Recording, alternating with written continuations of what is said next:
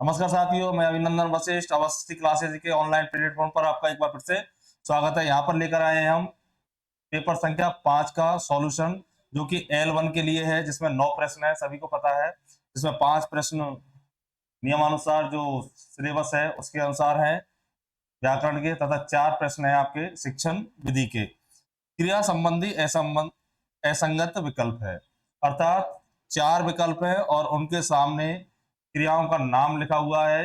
वैसे ये क्रिया के पक्ष में आता है और सहायक क्रिया के रूप में भी इनको बोल देते हैं, कई बार संयुक्त क्रिया के रूप में भी बोल देते हैं। वास्तव में ये क्रिया के पक्ष है। पानी बरसने लगा, यानी कोई भी क्रिया क्या हो गई है आपकी, आरंभ हो गई है, तो ये क्या हो जाएगा आपका, आरंभ बोधक हो जाएगा। तो ये तो बिल्कुल सही है।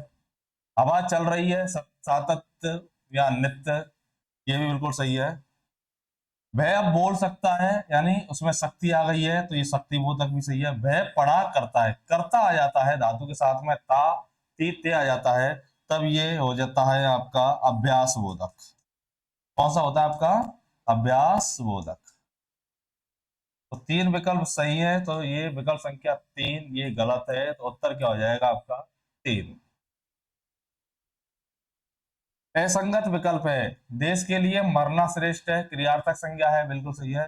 शिव ने कामदेव को भस्म किया, नामबोधक क्रिया है। क्या है नामबोधक क्रिया, इसमें एक संज्ञा सर्वनाम या विशेषण होता है, वैसे संज्ञा और विशेषण होता है, और दूसरा कोई एक अलग से होना, करना, ऐसे शब्द आते हैं जो क्रिया को करते हैं, जैसे भस्म होना, धक्का देना, स्वीकार करना, इस तरीके के शब्द आते हैं। ये पूरी क्रिया बोधक होती है, अर्थात नाम बोधक क्रिया होती है।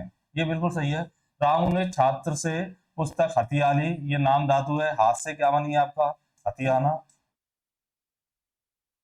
नाम धातु और नाम बोधक में अंतर है। नाम धातु में संज्ञा में सीधा आना जुड़ जाता है, ना जुड़ जाता है, ध्यान रखना। परंतु नाम बोधक क्रिया में ऐसा नहीं होता है, अलग से कोई शब्द जोड़ना पड़ता है। अभी बताया ना, जैसे धक्का देना, स्वीकार करना, पीला पड़ना, रंग जमाना, प्रभाव जमाना, इस तरीके के होते हैं। उसने पूरा माह बेच दिया, तो देखो बेचना और देना ये दो अलग अलग क्रिया हैं, तो ये सहायक क्रिया न होकर के संयुक्त क्रिया होगी, तो उत्तर क्या हो जाएगा आपका, विकल्प संख्या 3। किस विकल्प में सभी शब्द अशुद्ध है, अर्थात उस विकल्प का चयन करना है जिसमें सभी शब्द कैसे आपके अशुद्ध है। तो देखो उज्ज्वल ऐसे लिखते हैं, प्रज्वलित ऐसे लिखते हैं, ज्योत्सना ऐसे लिखते हैं, यानी कि ये तीनों ही शब्द अशुद्ध हो गए, तो यही हो जाएगा। उद्योगकरण बिल्कुल सही है, व्यावसायिक बिल्कुल सही है, अनाथा बिल्कुल सही है। कृषांगनी नहीं होता है, ये कृषांगी होता है।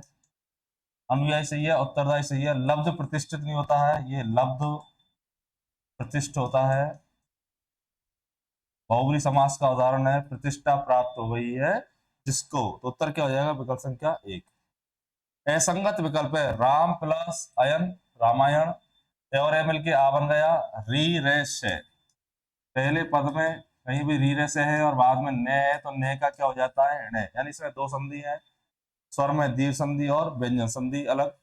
मीरा प्लस अयन, ये रे आ रहा है, ये न तो न हो जाएगा। रस प्लस अयन, या न का न नहीं होगा। अभी बताया था, उस टेस्ट में ही बताया था कि स होता है और च वर्ग का कोई होता है, तो न का न नहीं होता है, जैसे सर्जन है, अर्चना है, इस तरीके से। तो ये भी सही है। इसमें क्या गलती है, देखो दक्षिण प्लस अयन, यहाँ पे दक्षिणायन लिख दिया हमने, ये अयन नहीं होगा, ये होगा आपका दक्षिणायन। ये ऐसा क्यों होगा, क्योंकि छह आ रहा, ये कैसे बना आपका क प्लस से, तो ये पहले ही न का क्या बन चुका है, यहाँ पर ण बन चुका है, इसलिए आगे जाके दूसरी जगह पर नहीं होगा। एक उदाहरण और देखते हैं ऐसा, कृष्ण प्लस अयन, ये देखिए स है, इस स को बता रहा है, ठीक है। न का ये ण पहले हो चुका है, तो यहाँ पे जाके परिवर्तन नहीं होगा, ये भी क्या बनेगा आपका कृष्णायन। तो उत्तर क्या हो जाएगा इसका, दक्षिण प्लस अयन। असर्पियों की लूट और कोयलों पर मोहर, ठीक है। ये सीधी सी लोकोक्ति तो नहीं कह सकते इसको, पर इसको पूर्ति करनी होती है। असर्पियों की लूट और कोयलों पर मोहर। यदि हम चाहते हैं कि विद्यार्थियों का भाषा पर पूरा अधिकार हो, तो उन्हें ऐसे लेखकों की रचनाएं पढ़ने को दी जाए जिनका भाषा पर अच्छा अधिकारों। तो ये भाषा संबंधी कोई भी कौन सी विधि है, तो ये व्यतिरेक विधि है, इसका दूसरा नाम है आपका भाषा संसर्ग। इसमें ध्वनियों का ज्ञान कराया जाता है। ये सूत्र विधि, ये मुख्यतः व्याकरण के लिए होती है, निबंध में भी काम आती है, रचना शिक्षण में भी काम आती है। पाठ्य पुस्तक विधि, इसको सुग्गा पद्धति भी बोलते हैं, जो कि निगमन विधि पर आधारित होती है। ठीक है, तो उत्तर क्या हो जाएगा आपका, व्यतिरेक भाषा संसर्ग विधि। हर्बर्टिय विधि का दोष नहीं है, इसमें अधिगम की अपेक्षा शिक्षण पर अधिक बल दिया जाता है। देखो, अधिगम लर्निंग और टीचिंग, टीचिंग यानी पढ़ाना, और लर्निंग यानी सीखना, यानी सीखने की बजाय पढ़ाने पर ज्यादा जोर दिया जाता है। ये दोष है इसका। यह शिक्षक को अधिक स्वतंत्रता नहीं देती, जब अध्यापक शिक्षण कराएगा तो स्वतंत्रता मिलेगी नहीं, ये भी गलत है, दोष है। रसानुभूति वाले पाठों के लिए अधिक उपयुक्त नहीं है। ठीक है, ये मुख्यतः गद्य के लिए चलती है, पद्य के लिए बहुत कम। यह शिक्षण के मनोवैज्ञानिक सिद्धांतों पर आधारित है, ये इसका गुण है। तो उत्तर क्या हो जाएगा आपका, विकल्प संख्या 4। असंगत कथन है, ध्वन्यात्मक विधि वर्णमाला सिखाने से संबंधित है, अभी बताया था, बिल्कुल सही। भाषा शिक्षण यंत्र विधि में सीतावाद, कैसेट्स, रिकॉर्डर वगैरह ये होते हैं, आदि यंत्रों का प्रयोग किया जाता है, बिल्कुल सही है। साखी अभिकरण संदेशन में छात्र प्रश्न का उत्तर स्वयं बनाता है, नहीं, प्रश्न का उत्तर स्वयं नहीं बनाता है, उसमें उत्तर होते हैं पहले से ही, स्वयं को पलटता जाता है, उत्तर देता जाता है। ठीक है। व्याख्यान विधि में विभिन्न प्रयोगों एवं दृष्टांतों का प्रयोग किया जा सकता है, बिल्कुल किया जा सकता है। जब कोई व्याख्या कर रहे हैं तो सहायक सामग्रियों के माध्यम से किसी चीज का प्रयोग और दृष्टांतों को भी दिया जा सकता है। सूक्ष्म शिक्षण चक्र में पुनः पाठ योजना का निर्माण में कितना समय दिया जाता है, ये बहुत अच्छा प्रश्न है। सूक्ष्म शिक्षण चक्र, इसमें 6 चरण है और टोटल कितने मिनट है, इसमें 36 मिनट। चालू हो जाएगा, पुष्टि हो जाएगी, इधर आ जाएगा, यदि रिजेक्ट हो जाएगा तो इसमें आपके 12 मिनट दिए जाते हैं। कुल समय कितना दिया जाता है, 36 मिनट।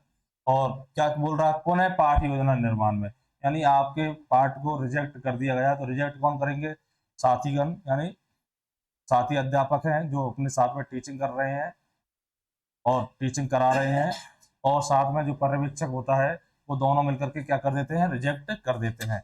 तब उसको दोबारा बनाया जाता है, तब कितना समय दिया जाता है, यानी 12 मिनट में उस लेसन को दोबारा से तैयार किया जाता है। धन्यवाद, आज के लिए इतना। और है क्या, मुश्किल है? ठीक है, 9 प्रश्न हो गए ना। Okay, thank you.